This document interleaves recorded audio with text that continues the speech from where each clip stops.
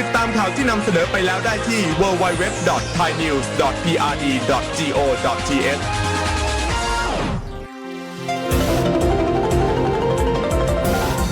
วิทยุแห่งประเทศไทยให้ความรู้กู้ความสุข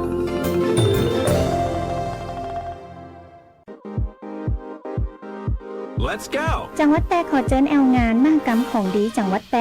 และงานกาชาติประจำปี 2568 ภายใต้ชื่องานอวดของดีบ้านฉัน ระหว่างวันที่ 1 ถึง 10 ธันวาคม 2568 ณ สนามกีฬาองค์การบริหารส่วนจังหวัดแปรอำเภอเมืองแปรภายในงานพบกับนิทรรศการผลงานจากทุกภาคส่วน การออกร้านของดีเมืองแปรและกิจกรรม การออกสลากกาชาติการกุศล ชมความงดงามของงานสีสันสวนสวยเมืองแปร Colorful Garden in แปร 2025 และงานมหกรรมไฟล้านดวงต้อมการประกวดนางสาวแปรตีหวนคืนแห่งตั้งอย่างยิ่งใหญ่เจิญความสัมพัสเสน่ห์เมืองแปรในมิติใหม่ตลอด10 วัน 10 คืนแห่งความสุขเจ้า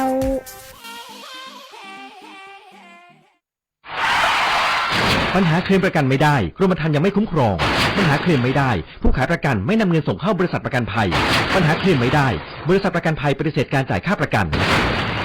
ถ้าไม่อยากให้เกิดปัญหาเหล่านี้ต้องเลือกซื้อประกันภัยกับตัวแทนในหน้าประกันภัยที่มีใบอนุญาตหรือในหน้าประกันภัยที่ได้รับมอบอำนาจจากบริษัทประกันภัยเท่านั้นเลือกความปลอดภัยมั่นใจในกรมธรรม์สำนักงานคณะกรรมการกำกับและส่งเสริมการประกอบธุรกิจประกันภัยสอบถามรายละเอียดเพิ่มเติมได้ที่สายด่วนประกันภัย1186และสำนักงานคปภ.จังหวัดทุกแห่ง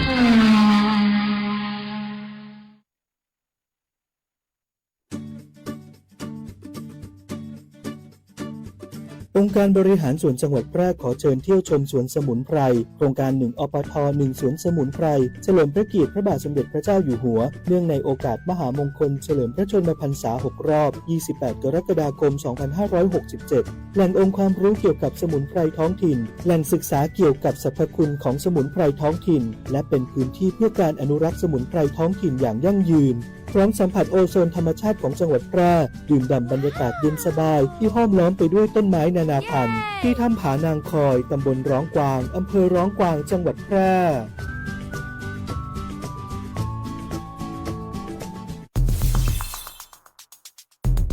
แค่3ปีความเสียหายจากอาชญากรรมไซเบอร์ของคนไทยพุ่งทะลุถึง 94,000 ล้านบาทหรือเฉลี่ยปีละ 30,000 ล้านบาท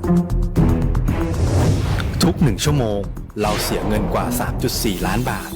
ให้กับมิจฉาชีพออนไลน์โจรไม่เห็นใจคนอาชีพไหนอายุเท่าไหร่สถานะทางการเงินแบบใดหมอพ่อค้านักธุรกิจนักเรียนแม่บ้านข้าราชการเกษียณ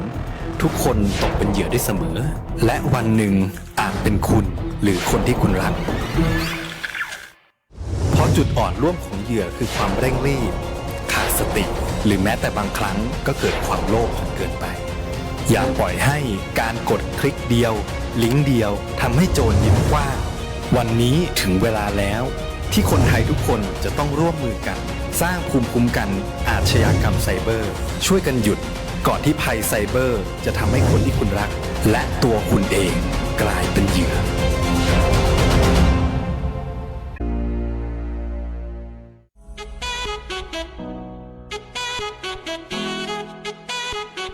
ขับไม่ดื่มดื่มไม่ขับอย่าลืมนะคะด้วยความปรารถนาดีจากสถานีวิทยุกระจายเสียงแห่งประเทศไทยจังหวัดแพร่ FM 91 เมกะเฮิรตซ์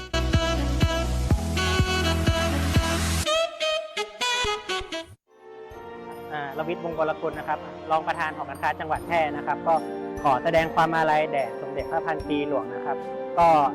พระองค์ท่านก็มีพระราชกรณียกิจมากมายนะครับที่ช่วยเหลือดูแลพี่น้องประชาชนชาวไทยนะครับก็ผมก็จะน้อมนำความดีของพระองค์ท่านนะครับมาเป็นแบบอย่างในการดำเนินชีวิตก็มาช่วยเหลือพี่น้องชาวจังหวัดแพร่ต่อไปครับข้าพระพุทธเจ้านางสาวมยุรีกระใจจากจังหวัดแพร่รู้สึกเสียใจอย่างสุดซึ้งที่เสียแม่หลวงของปวงชนชาวไทยเฮาไปและก็จะได้นำพระราชดำรัสที่แม่หลวงปวงชนชาวไทยเฮาได้ทรงสอนไว้ นำมาปรับใช้ในชีวิตประจำวันเจ้า สถิตในดวงใจตราบนิจนิรันดร์น้อมศิรกรานต์กราบแทบพยุคลบาท ด้วยสำนึกในพระมหากรุณาธิคุณเป็นล้นพ้นอันหาที่สุดมิได้ ข้าพระพุทธเจ้านายชัยวัฒน์กำทอง ผู้อำนวยการคณะข้าราชการ และเจ้าหน้าที่โครงการส่งน้ำและบำรุงรักษาแม่ยมจังหวัดแพร่ วิทยุแห่งประเทศไทยจังหวัดแพร่ 91 เมกะเฮิรตซ์ ให้ความรู้คู่ความสุข ที่นี่สถานีวิทยุกระจายเสียงแห่งประเทศไทยจังหวัดแพร่ ส่งกระจายเสียงด้วยระบบ FM สเตอริโอมัลติเพล็กซ์ ความถี่ 91 เมกะเฮิรตซ์ จากนี้ไปติดตามรับฟังรายการ แพร่สารฝันพลังใจ โดยเครือข่ายดีเจคนพิการ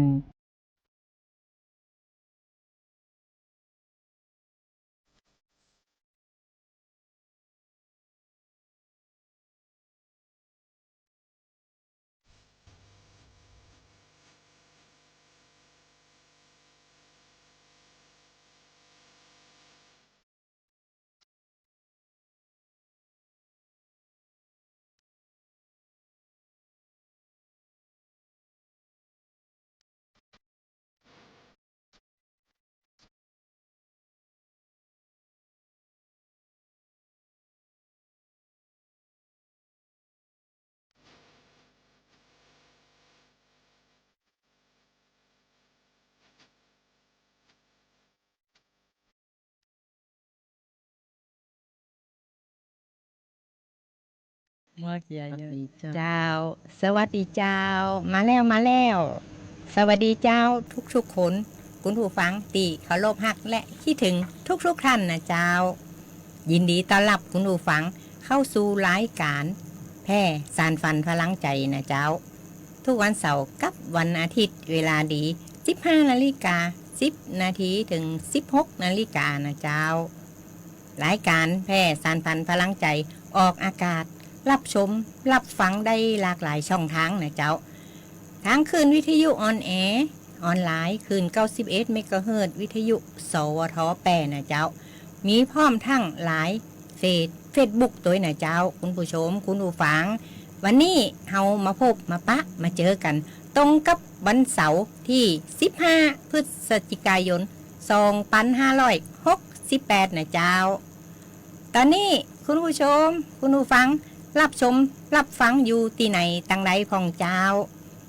สามารถส่งข้อความทักทายเข้ามาได้เลยนะเจ้าว่าทางบ้านคุณผู้ฟังน่ะคืนฟังหับชัดเจนดีกว่าเจ้าคุณผู้ฟังเป็นประจำเช่นเคยนะเจ้าหากคุณผู้ฟังชื่นชอบเพลงหยังอยากฟังเพลงหยังแนะนำเข้ามาได้หลังไมค์นะเจ้า054-523-516นะเจ้าโดยมีข้าเจ้าเป็นผู้ทำหน้าที่ดำเนินรายการจำนงชัยพงษ์พิทักษ์มาอยู่เป็นเพื่อนคุณผู้ฟังวันนี้มากับเฮา2 คนมาพร้อมกับคุณมะยุรีเขียใจนะเจ้าสวัสดีเจ้า เจ้าสวัสดีเจ้าเนาะวันนี้เขาก็มีหลายข่าวเนาะแต่ข่าวเกี่ยวกับคนตาบอดนะมองไม่เห็นนะมันตาบอดกี่ข้างเขาถึงจะขึ้นทะเบียนเป็นคนพิการเนาะแล้วก็เขาบอกว่าพัฒนาการสังคมและความมั่นคงของมนุษย์เนี่ยคิกออฟสร้างผู้บริบาลคุ้มครองสิทธิผู้สูงอายุทั่วไปใกล้ใจใกล้คุณข่าวของพมนะจ๊ะเนาะแล้วก็ยังมีข่าวของอุบัติเหตุนะจ๊ะเนาะวันนี้ก็มีหลายข่าวของพนงนี่มีข่าวอย่างไรมีหลายข่าวเยอะแยะมากมายวันนี้เขาก็คิดถึงมิทักแฟนรายการมากๆเลยนะเจ้าเพราะว่าตีผ่านมาหลายเสาร์อาทิตย์นี่เขาก็ติดภารกิจกันนะเจ้าเนาะบอกใครได้มานะเจ้าวันนี้ก็จะนำข่าวสารสาระน่ารู้มาฝากคุณผู้ชมคุณผู้ฟังใน1 ชั่วโมงตรงนี้นะเจ้าเนาะเฮามาอยู่เป็นเปี้ยนกันในยามบ่ายคลายเครียดนี่นะเจ้าคุณผู้ชมคุณผู้ฟังนะเจ้าแล้วขอให้คุณผู้ชมคุณผู้ฟังฝากกดไลค์กดแชร์ไว้เป็นกำลังใจให้กับเฮา2 คนตัวนะเจ้าคุณผู้ฟังเจ้าเนาะวันนี้เฮามีข่าวสารสาระดีๆมีประโยชน์มาฝากคุณผู้ฟังนะเจ้ากำเดียวเฮา มีทักแฟนรายการเปิ้นแนะนำเพลงกันเข้ามานะเจ้าคุณผู้ฟังเอาก็จะไปเปิดเพลงให้มีทักแฟนรายการเดี๋ยวกลับเข้ามาสู่รายการในช่วงอู้ข่าวเล่าสู่กันฟังนะเจ้า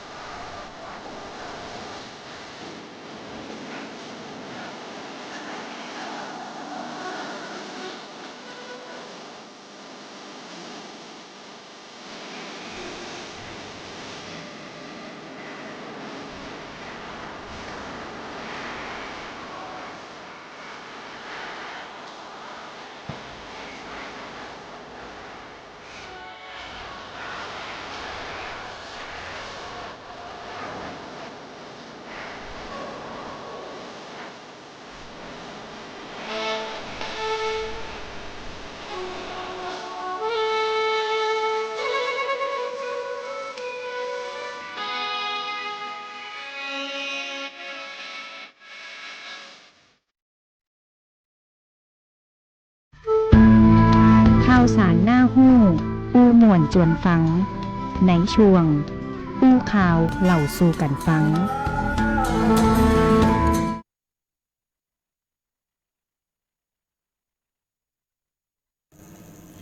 เจ้าจัดไปตามคำแนะนำแล้วเนาะคุณผู้ชมคุณผู้ฟังมีทักแฟนรายการประจำของเฮาบ้านป่าพึ่งแนะนำเข้ามานะเจ้าสักกวาหน้าหนาวเจ้ามันก็เปิงเนาะช่วงนี้ก็เปิงแต่เลยเอามาอู้ถึงข่าวอุบัติเหตุกันก่อนเนาะข่าวอุบัติเหตุเนี่ยนะเจ้าเนาะอุบัติเหตุนี่เกิดขึ้นในทุกเมื่อทุกวันทุกวินาทีนะเจ้าถ้าหากว่าท่านใดเขาห้องว่าบ่ระมัดระวังนะเจ้าเนาะท่านต้องมีสตินะเจ้าเนาะท่านต้องระมัดระวังถ้าหากว่าท่านจะขึ้นขับรถข้างใดเนี่ยท่านต้องเช็คความพร้อมของรถตัวนะรถนี่ต้องเช็คความพร้อมว่ารถใหญ่เนี่ยยางลมดีกอปัดน้ำฝนดีกอนะแล้วก็หม้อน้ำเนี่ยมีกอน้ำมันเนี่ยมีกอนะน้ำมันเครื่องอย่างนี้เขาต้องเช็คหมดนะเจ้าเนาะแล้วก็อีกอย่างหนึ่งก็คือไฟเลี้ยวไฟเบรกเนี่ย มันเหมือนแต้นหัวจิตหัวใจเฮาเหมือนตาของเฮาก็ว่าได้นะเจ้าเนาะ ใช่ อย่างสมมติว่าเฮาจะเลี้ยวซ้ายเนี่ยใจเฮาเนี่ยจะเลี้ยวซ้ายแล้วก็ที่นี่เฮาขับรถรถมันบ่มีหัวใจก็คือไฟเลี้ยวนั่นแหละก็คือหัวใจแล้วก็ตาของเฮาเนาะเฮาตบซ้ายปุ๊บนะเขาโดยก้นมาเขาก็ฮู้เขาขับมาตั้งหน้าเขาก็ฮู้ว่าเฮาเนี่ยจะเลี้ยวไปทางไหนนะเจ้าเนาะ ใช่ สำคัญที่สุดคือไฟเลี้ยวไฟเบรกเนี่ยก็ต้องดีโดยคนขับเนี่ยก็ต้องเตรียมความพร้อมด้วยนะเจ้าเนาะ เจ้า มาค่ำมาคืนเขาก็จะขับรถไปไหนวันพุกนะมาคืนนี้เขาก็รับอิ่มๆนะแล้วก็บดีดื่มเครื่องดื่มที่มีแอลกอฮอล์นะเจ้าเนาะเพราะว่าจะเนี่ยคือเขาห้องบางครั้งก็เมาขำไอ้เนาะบางครั้งก็คือเขาห้องว่ารับพักผ่อนบ่เพียงพอเนี่ยก็จะเนี่ยเขารับในได้เช่นเดียวกันนะเจ้าเนาะแล้วก็รถใหญ่นี่ขาดเข็มขัดนิรภัยถึงคนขับคนโดยสารนะแล้วก็พอวันมดอายุของพรบรถด้วยนะเจ้าเนาะบอกว่ารถเครื่องหรือรถใหญ่นะเราต้องดูวันมดของพรบด้วยเนาะแล้วก็อีกอย่างหนึ่งถ้ารถเครื่องเนี่ยใส่หมวกกันน็อกถึงคนขับคนซ่อนนะเจ้าเนาะเพราะว่าหัวของเขาเนี่ยโอ้ยเป็นสิ่งที่มีค่าเนาะถ้ามันน็อกไปตุ๊บเนี่ยเอาอย่างมาแตนไปจะได้ละนะเจ้าเนาะอย่างถ้าสมมติว่าหัวเขาน็อกไปปุ๊บเนี่ยหัวสมองเขาเสียปั๊บเนี่ยเขาอาจจะเป็นพิการไปเลยก็ได้นะตลอดชีวิตเลยนะเจ้าเนาะ เจ้า นะสำหรับของป้านงจะมีข่าวอย่างพ่องเนาะ วันนี้เขาก็จะนำข่าวของผู้สนับสนุนรายการแพร่สานฝันพลังใจจากกองทุนพัฒนาส่งเสริมคุณภาพชีวิตคนพิการจังหวัดแปร่ของพม.แปร่เฮานะเจ้าที่ว่าเปิ่นไปได้ทำภารกิจปฏิบัติงานกันมาตลอดนะเจ้าตั้งแต่เปิ่นเริ่มทำงานกันมานะเจ้าเขาก็ขออนุญาตยิบยกมาสัก 2-3 อย่างที่เป็นประโยชน์ต่อคุณผู้ฟังโดยเฉพาะผู้พิการผู้สูงอายุทุกท่านเลยเนี่ยเจ้าพม.แปร่ลงพื้นที่เยี่ยมบ้านผู้สูงอายุและบ้านคนพิการเพื่อให้ความช่วยเหลือในการปรับสภาพแวดล้อมที่อยู่อาศัยวันที่ 13 พฤศจิกายน 2568 นางสาวโสภิน สุวรรณหงษ์พัฒนาสังคมและความมั่นคงของมนุษย์จังหวัดแปร่มอบหมายให้นายอุดมคองสุขนักพัฒนาสังคมและนางประภาวลินปิติจะนักพัฒนาสังคมลงพื้นที่เยี่ยมบ้านและสอบข้อเท็จจริงผู้สูงอายุและผู้พิการที่ขอรับการปรับปรุงซ่อมแซมที่อยู่อาศัยตามโครงการปรับสภาพแวดล้อมและสิ่งอำนวยความสะดวกของผู้สูงอายุและคนพิการให้เหมาะสมและปลอดภัยในพื้นที่อำเภอเมืองแปร่จังหวัดแปร่จำนวน10 หลายเพื่อเสนอคณะกรรมการพิจารณาให้การสนับสนุนงบประมาณต่อไปนะเจ้าและนี่ก็คือภารกิจของพม.เปิ่นมีทุกๆวันตั้งแต่วันจันทร์ถึงวันศุกร์เลยนะเจ้าคุณมายุรีคุณผู้ฟังเจ้าก็นางสาวโสภิน สุวรรณหงษ์เนี่ยเนาะเปิ่นก็เป็นนักพัฒนาการสังคมและความมั่นคงของมนุษย์เนาะเปิ่นก็ได้มอบหมายให้นายอุดมครองสุขนักพัฒนาสังคมและนางสาวประภาวลินปิติจะปิตินะเจ้าเนาะนักพัฒนาสังคมลงพื้นที่เยี่ยมบ้านและสอบข้อเท็จจริงผู้สูงอายุและคนพิการที่ขอรับการปรับปรุงซ่อมแซมที่อยู่อาศัยโครงการปรับสภาพแวดล้อมของผู้สูงอายุและก็คนพิการนี่นะเจ้าเนาะอันนี้ก็หลายอยู่นะเจ้าเนาะก็เป็นสิ่งที่ดีๆนะเจ้าเนาะเพราะว่าพัฒนาการสังคมและความมั่นคงของมนุษย์เนี่ยเปิ่นบ่ได้ละไผบ่ได้ทอดทิ้งไข่ไว้ตั้งหลังนะเจ้าเนาะบ่ได้ทอดทิ้งไข่ไว้ตั้งหลังเปิ่นก็จะปาหมู่เฮาเนี่ยเดินไปพร้อมๆกันนะเจ้าเนาะอันนี้เฮาก็เจ้าก็จะมาอู้ถึงเกี่ยวกับกีฬาคนพิการนะเจ้าเนาะกีฬาคนพิการโครงการส่งเสริมการออกกำลังกายและแข่งขันกีฬาเพื่อสุขภาพวันที่14เดือน11นะหรือเดือนเนี้ยนะเจ้าเนาะ2568กิจกรรมเกี่ยวกับการออกกำลังกายและเล่นกีฬาเพื่อสุขภาพนะของผู้พิการนะเจ้าเนาะก็มีหลายอย่างนะเจ้าเนาะก็มีกิจกรรมลำวงสลับกูโดยนายชนาการมหาวงศ์ตำแหน่งหัวหน้าฝ่ายส่งเสริมการเกษตรจังหวัดเชียงราย แล้วก็โอ้เนาะ เจ้า หลายพื้นที่นะเจ้าเนาะ ใช่แล้ว ตั้งแต่สุราษฎร์เนาะสุราษฎร์ ทั่วประเทศ ทั่วประเทศเนี่ยเนาะ ทุกภาค เปิ่นไป เลยนะเจ้า เปิ่นไปแข่งกีฬาคนพิการ ส่วน ที่ มาก จังหวัด พิ่น เชียงรายนะ ทุ เจ้าก เนาะ จังหวัดเนาะ ทุกจังหวัดนะเจ้าเนาะ ใช่ เปิ่นก็ แล้ว มีการแข่งกีฬานะเจ้าเนาะ เจ้า เปิ่นก็เปิ่นบอกว่ากีฬาเพื่อสุขภาพ เพื่อคนพิการนะเจ้าเนาะเพื่อ ใช่แล้ว การอยู่ร่วมกัน และก็การใช้เทคนิคในการเล่นกีฬาของ เจ้า คนพิการรวมถึงการออกกำลังกายส่งเสริมสุขภาพเพื่อคนพิการนะเจ้าเนาะและก็มีการบรรยายเทคนิคทักษะและวิธีการสอนเล่นกีฬาเพื่อสุขภาพโดยนายอุทัยสงวนพงศ์การบรรยายแนวทางการส่งเสริมและพัฒนาการออกกำลังกายและการแข่งกีฬาเพื่อสุขภาพและก็ต่อยอดในพื้นที่โดยนายสนองเฉลาคุณนะอดีตผู้อำนวยการโรงเรียนสงเคราะห์สุราษฎร์ธานีปุ่นนะเจ้าเนาะเปิ่นก็มาแข่งที่เจียงไฮ้นะเจ้าเนาะต่อด้วยการส่งเสริมและก็จัดตั้งองค์กรกีฬาเพื่อสุขภาพและก็พิธีเปิดโดยนายสุภชีพดิษฐเทพนายกสมาคมคนพิการแห่งประเทศไทยณโรงแรมบลูทิสรีสอร์ทเจียงไฮ้นะเจ้าเนาะอันนี้ก็เปิ่นก็สนับสนุนโดยกองทุนพัฒนาคุณภาพชีวิตคนพิการนะเจ้าเนาะ เจ้า เดี๋ยวท่านจะหันได้ว่าประเดี๋ยวเนี่ยคนพิการเนี่ยเปิ่นไม่ได้ถูกทอดทิ้งไปตั้งหลังนะคนพิการเดี๋ยวนี้โอ้ยเก่งทุกอย่างนะเจ้าเนาะนักกีฬาทั้งการเคลื่อนไหวเนี่ยนะเจ้าเนาะของประเทศไทยเขาเนี่ยก็สู่ระดับโลกหลายคนนะหลายคนขนาดนักเลยนะเจ้าเนาะใครจะไปว่าคนพิการทั้งการเคลื่อนไหวหรือว่าคนพิการทั้งการมองเห็นอย่างเนี้ยนะเจ้าเนาะวันนี้ก็ฮู้ข่าวว่าป้านงก็จะมีความพิการทั้งการมองเห็นเนี่ยมีหลายท่านหลายคนที่ยังบ่ได้ขึ้นทะเบียนเป็นผู้พิการทางสายตานะเจ้าเนาะเดี๋ยวป้านงเปิ่นจะมีข่าวมาเล่าให้กับทุกท่านได้รับฟังกันนะเจ้าเนาะการขึ้นทะเบียนผู้พิการทั้งการมองเห็นเนี่ยมันเป็นจะได้นะเพิ่นมีกฎเกณฑ์ในอย่างห้องเนาะป้านงเนาะเจ้าคุณผู้ชมคุณผู้ฟังนะเจ้าวันนี้ก็มีทักแฟนรายการจากอำเภอล่องกวางนะเจ้าเปิ้นเป็นคุณลุงเนาะอายุ60กว่าแล้วนะเจ้าเปิ้นสอบถามกันเข้ามาเปิ้นถามว่าถ้าหากตาบอดข้างหนึ่งแล้วตาแหมข้างหนึ่งเลียนล้างพอไก่บ่ใครเห็นนะเจ้าจะทำบัตรคนพิการได้ก่อเจ้าคุณลุงก็ลูกหลานปาไปหาหมอก็จะตรวจผลวินิจฉัยออกใบรับรองแพทย์น่ะเจ้าถ้าหากว่าตาพิการตามที่ว่ามีหลักเกณฑ์ในการมองเห็นนี่นะเจ้าเปิ้นก็จะมีเอกสารรับรองความพิการรับรองโดยผู้ประกอบวิชาชีพเวชกรรมสถานพยาบาลของรัฐหรือสถานพยาบาลเอกชนตีอธิบดีประกาศกำหนดไว้นะเจ้าถ้า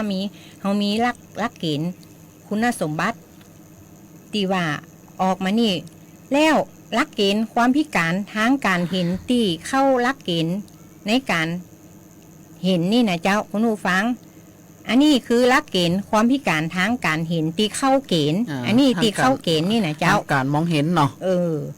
1ตาบอดทั้งสองข้างเจ้า2บ่มีลูกตาทั้งสองข้าง3ตาขาวคุณทั้งสองข้างเจ้า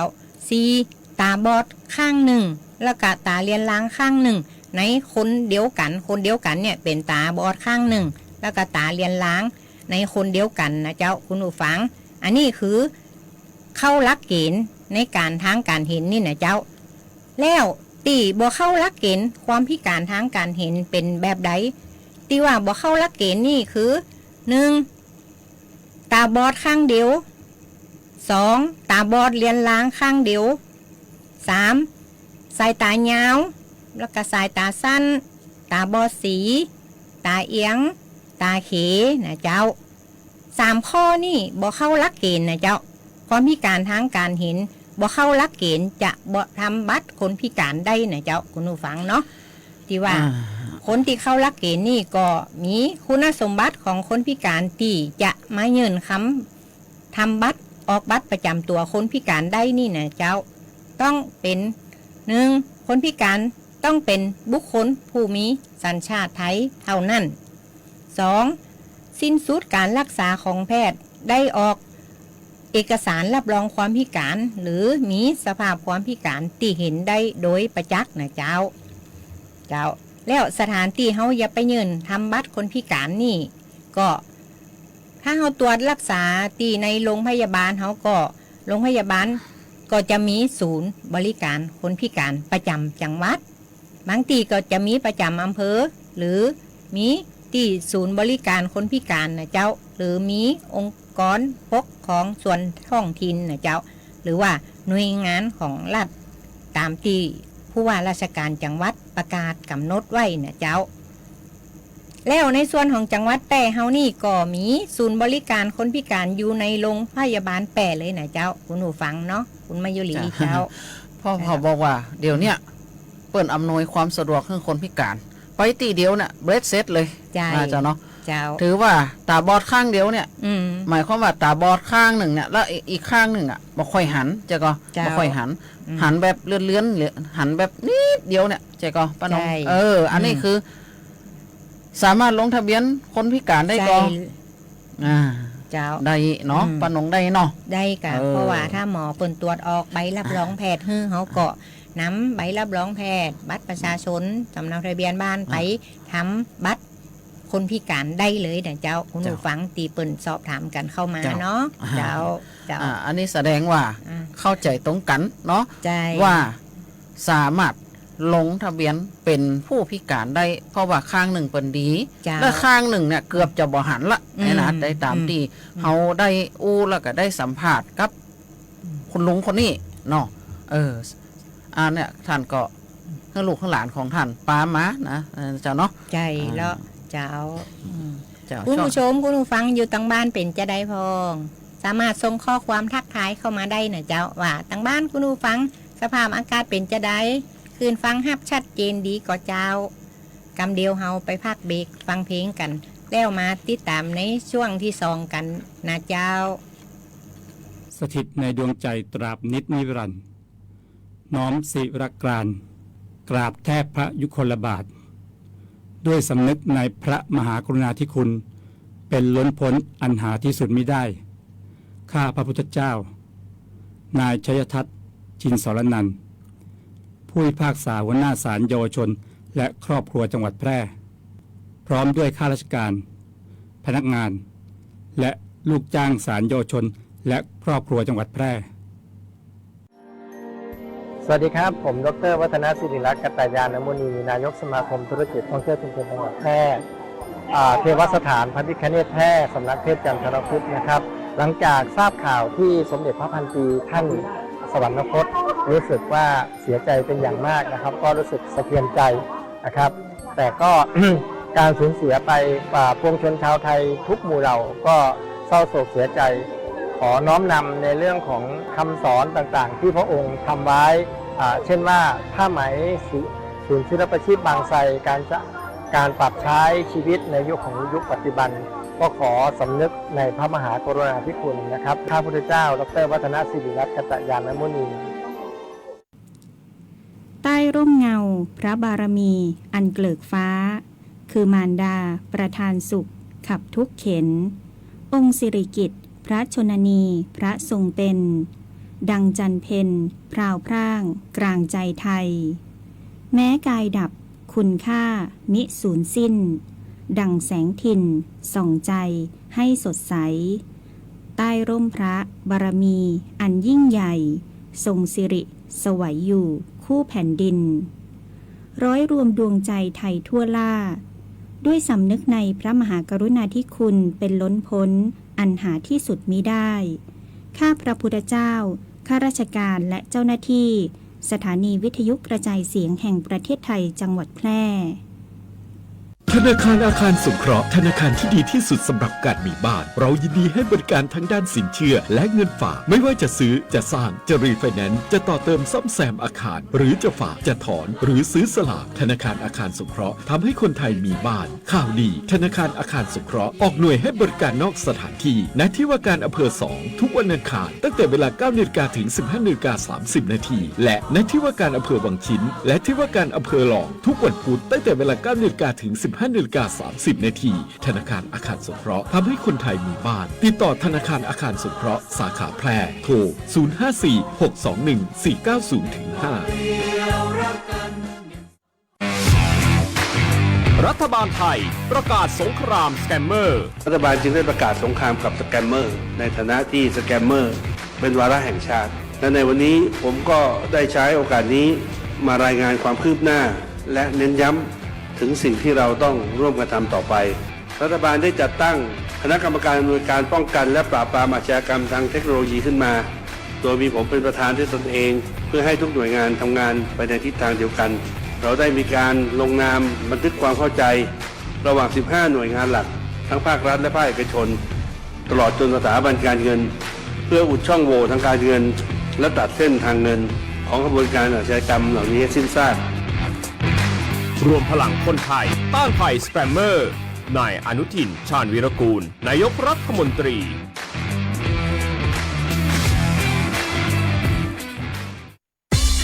คุณกำลังฟัง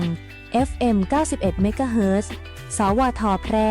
ให้ความรู้คู่ความสุข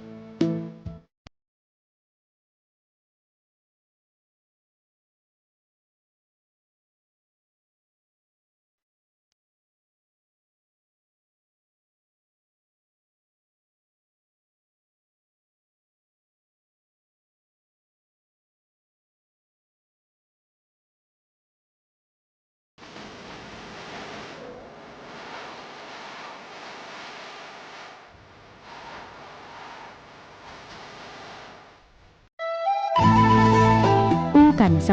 บายๆได้ประเด็นในช่วงอู้ง่ายฝังมวลกับเข้ามาสู่ส่วงอู้ง่ายฟังม่วนนะจ๊ะเนาะ เจ้า พัฒนาการสังคมและความมั่นคงของมนุษย์ร่วมกิจกรรมคิกออฟสร้างผู้บริบาลคุ้มครองสิทธิผู้สูงอายุทั่วไทยใกล้ใจใกล้คุณนะวันที่7พฤศจิกายน 2568 เวลา 9:45 นาทีนายอัคราพรหมเผ่ารัฐมนตรีว่าการกระทรวงพัฒนาสังคมและความมั่นคงของมนุษย์เป็นประธานเปิดกิจกรรมคิกออฟสร้างผู้บริบาลคุ้มครองผู้สูงอายุทั่วไทยใกล้ใจใกล้คุณภายใต้โครงการบริบาลและคุ้มครองสิทธิผู้สูงอายุในชุมชนโดยมีนายโชคชัยวิชัยชยะวิเชียนชยะอธิบดีกรมกิจการผู้สูงอายุกล่าวว่าณห้องประชุมอังสุสิงห์จันทร์2อาคารกรมพัฒนาสังคมและสวัสดิการกระทรวงพัฒนาสังคมและความมั่นคงของมนุษย์ในการนี้นางสาวโสภินสุวรรณหงษ์พัฒนาสังคมและความมั่นคงของมนุษย์จังหวัดแปรเปิ้นก็ได้มอบหมายให้นายสิงห์ขนาด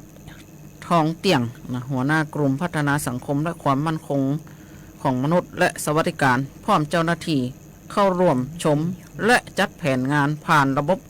อิเล็กทรอนิกส์ซูมเมตติ้งณห้องประชุมสำนักงานพัฒนาสังคมและความมั่นคงของมนุษย์จังหวัดแปรโดยกิจกรรมกล่าวว่ามีวัตถุประสงค์เพื่อเป็นประชาสัมพันธ์ให้ประชาชนผู้สนใจเข้าร่วมสมัครเป็นผู้บริหารคุ้มครองสิทธิผู้สูงอายุเพื่อพัฒนาคุณภาพชีวิตผู้สูงอายุให้ครอบคลุมทั้ง5มิติรวมถึงสร้างการรับรู้ความเข้าใจให้กับประชาชนและภาคีเครือข่ายในการบูรณาการดูแลผู้สูงอายุนะผู้สูงพัฒนาการสังคมและความมั่นคงของมนุษย์เนี่ยดูแลตั้งแต่เกิดเนาะจนถึงเสียชีวิตเจ้าเนาะเปิ่นเป็นผู้สูงอายุพัฒนาสังคมและความมั่นคงของมนุษย์ก็ยังตัวไปดูแลอยู่นะเจ้าเนาะเกิดมาปุ๊บเนี่ยเปิ่นก็ดูแลเกี่ยวกับเบี้ยสวัสดิการของละออนนะของเด็กแรกเกิดนะจนถึง6 ปีเนาะป้าน้องเนาะใช่แล้วเจ้าวันนี้ก็ตรงกับวันเสาร์ที่15 พฤศจิกายน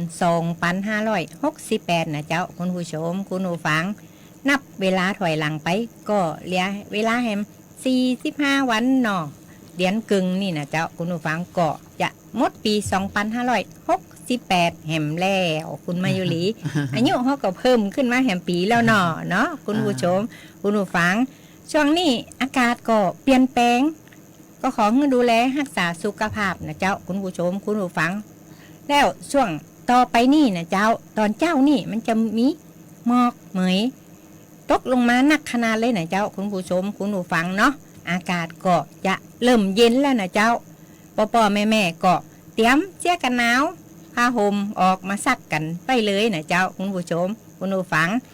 เดี๋ยวเราก็มาติดตามพยากรณ์อากาศในช่วงวันที่16 ถึง 19 พฤศจิกายนนะเจ้า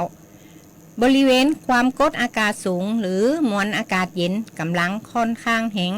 อีกระลอกหนึ่งนะเจ้าจากประเทศจีนจะแผ่เสริมลงมาปกคลุมประเทศไทยตอนบนก็จะมีฝนฟ้าคะนองเกิดขึ้นเป็นบางแห่งนะเจ้าและหลังจากนั้นอุณหภูมิก็จะลดลงอีกทั้งมีลมแห้งโดยมีอากาศเย็นถึงกับหนาวในตอนเจ้านี่นะเจ้าตอนเจ้าทั้งภาคอีสานภาคเหนืออุณหภูมิก็จะลดลง 2-4 องศาส่วนภาคกลางรวมทั้งกรุงเทพมหานครและปริมณฑลอุณหภูมิก็จะลดลง 1-3 องศานะเจ้าคุณผู้ฟังส่วนภาคใต้ก็จะมีฝนเพิ่มขึ้นและมีฝนตกหนักถึงหนักมากนะเจ้าก็ขอให้พ่อแม่พี่น้องประชาชนบริเวณประเทศไทยตอนบนรักษาดูแลสุขภาพเนื่องจากสภาพอากาศเปลี่ยนแปลงและหนาวเย็นลงไว้ตัวนะเจ้าคุณผู้ชมคุณผู้ฟังเนาะก็จะได้ก็ดีเนาะก็ติดตามพยากรณ์อากาศจากทางสวทแปะของเฮาแล้วก็หอกระจายข่าวทั่วประเทศเนี่ยมี 8,000 กว่านะเจ้าเนาะมี 8,000 กว่าตี ท่านติดตามพยากรณ์อากาศไว้ก็ดีนะเจ้าเนาะเพราะว่าช่วงเนี้ยบางท่านบางคนก็เกี่ยวเข้ายังบ่จีแล้วเดี๋ยวบางท่านบางคนตากเข้าไว้เนี่ยก็เข้าก็จะเน่าได้ก็มีนะถ้าหากว่าท่านน่ะบัดนั้นได้ฟังพยากรณ์อากาศเนาะท่านก็เข้าไปตากบ่ถึง10 นาทีก็ฝนตกลงมาใส่เหมาะนะมันก็จะเน่าเนาะแล้วก็อีกอย่างหนึ่งช่วงเนี้ยอากาศมันจะเปลี่ยนก็ขอให้ทุกท่านรักษาสุขภาพกันโดยเฉพาะผู้สูงอายุของเฮาเนี่ยเนาะก็ผู้พิการของเฮาตัวเนาะก็เป็นห่วงเป็นใยนะมาถึงช่วงนี้นะก็จะขออู้ข่าวเกี่ยวกับแก่งสแกมเมอร์เห็นน้อยเนาะผู้พิการของเขาเนี่ยก็ต้องรู้เท่ารู้ทันนะจ๊ะเนาะรู้เท่ารู้ทันเกี่ยวกับ AI หลอก AI มิติใหม่ของแก่งสแกมเมอร์นะพ่อแม่พี่น้องเจ้าล่าสุดเนี่ยตำรวจไซเบอร์นะตรวจพบกลวิธีของขบวนการสแกมเมอร์ในการหลอกลวงเหยื่อโดยใช้เทคโนโลยี AI ปลอมใบหน้านะปลอมใบหน้าเหยื่อทันสมัยโดยทำคลิปใบหน้าหันไปหันมากับพริบตาอ้าปากนะหลอกผ่านระบบยืนยันตัวตนนะหรือ KYC นะของธนาคารและก็แพลตฟอร์มเงินดิจิทัลนะดิจิตัลนี่นะซึ่งเป็นอันตรายมากเพราะเหยื่ออาจจะถูกสวมรอยเป็นผู้ต้องหาได้โดยบรรลุตัวนะทางกองบัญชาการตำรวจทางกองบัญชาการตำรวจสืบสวนสอบสวนอาชญากรรมทางเทคโนโลยีหรือตำรวจไซเบอร์ได้ออกมาเตือนและให้คำแนะนำพ่อแม่พี่น้องว่าอย่าอัปโหลดหรือส่งคลิปยืนยันตัวตนให้ไขเด็ดขาดนะผ่านลิงก์แปลกๆนะจ๊ะเนาะหากพบระบบขอยืนยันตัวตนที่น่าสงสัยให้ตรวจสอบกับธนาคารหรือหน่วยงานโดยตรงนะจ๊ะเนาะช่วยกันเป็นกระบอกเสียงนะเจ้าเนาะช่วยกันเป็นกระบอกเสียง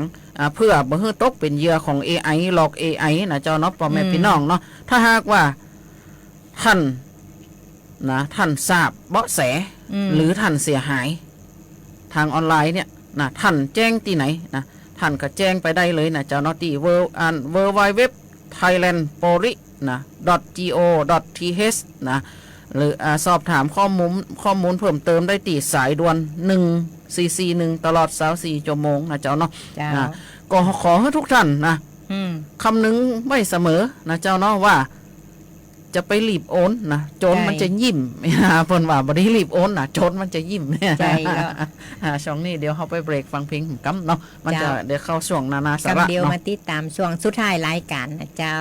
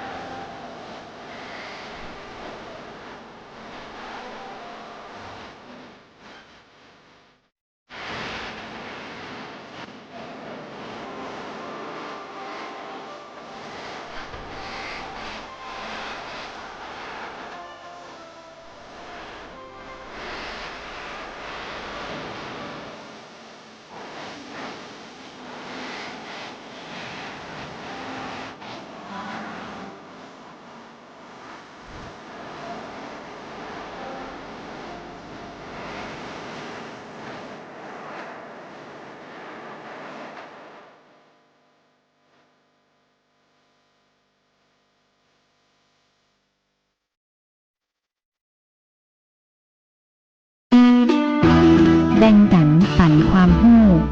ในช่วงนานาสาระเจ้าเขาก็เฮาก็มาสู่ช่วงนานาสาระเนาะช่วงสุดท้ายของเฮา ก็ขอบพระคุณเจ้าหน้าที่ที่เปิดคุ้มเสียงให้แล้วก็ขอทักทายแฟนรายการทั้ง8อำเภอของจังหวัด8แล้วก็รอบๆจังหวัด8ที่เครื่องเสียงส่งถึงแล้วก็มาขอทักทายแฟนรายการทางหน้า Facebook เนาะเพราะว่าโอ้นะเจ้าเนาะสวัสดีเจ้าคุณการจนานะเจ้าเนาะสวัสดีเจ้าคุณพัฒนาโพธิมูลขอบคุณจัดนักเนาะที่เปิดส่งดอกกุหลาบมานะเจ้าเนาะ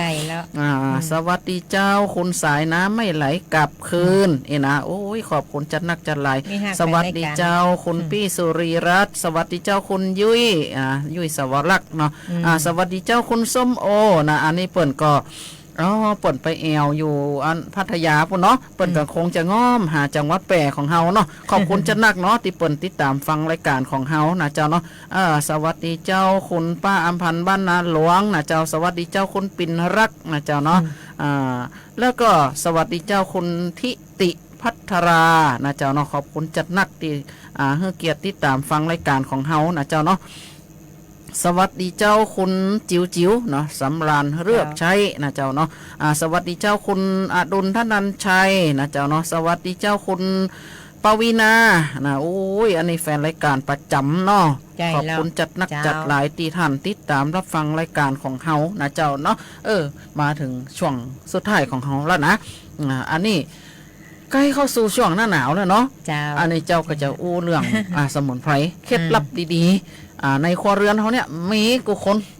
ใจแล้วมีแน่นอนถ้าเจ้าอู้นะไอ้นะอันนี้คือมะขามส้มมะขามส้มเนี่ยเอามาเนี่ยใดเนาะช่วงหน้าหนาวเนี่ยผิวเขาจะเริ่มแตกแล้วนะเพราะว่าอากาศมันแห้งแล้งนะเจ้าเนาะท่านขจายบำรุงตอนช่วงนี้ไปเลยนะท่านก็เอามาขามส้มน่ะเนาะมาเคี่ยวนะคล้ายๆอย่างเขาเคี่ยวน้ำปูนั่นแหละไว้แต่เนาะท่านก็เอาน้ำผึ้งน่ะหยอดไปหยอดไปแล้วก็เคี่ยวมันเหนียวมาปั้นเป็นลูกก้อนก็ได้เนาะหรือว่าบ่ปั้นก็ได้มันเหนียวมันยังน้ำปูน่ะเนาะอันนี้คือบำรุงผิวนะท่านใดที่เคยเป็นเขาห้องว่าทุกคนอะเนาะผิวมันถึงจะแห้งเพราะว่าอายุนักมาขึ้นมาเนี่ยรวมถึงผู้สูงอายุที่ป่วยเป็นโรคไตเนาะเพราะว่าเขาห้องว่าตอมไขมันใต้ผิวหนังนะมันบ่ผลิตไขมันแล้วเนาะมันก็จะแห้งนะอันนี้ท่านเอามะขามเปี๊ยะนะผสมกับน้ำผึ้งนะที่เจ้าอู้ตะเกียนนำมะขามเปี๊ยะนะไปเคี่ยวน้ำผึ้งหวดแล้วก็เอาน้ำผึ้งเข้าผสมเนาะเคี่ยวลงผสมแล้วท่านเอามาคัดนะท่านลองเอาไปฟอกหน้าพอเถอะนะโอ้ผิวเนียนเหมาะนะหน้าขาวใสนะเนี่ยเนาะคือมัน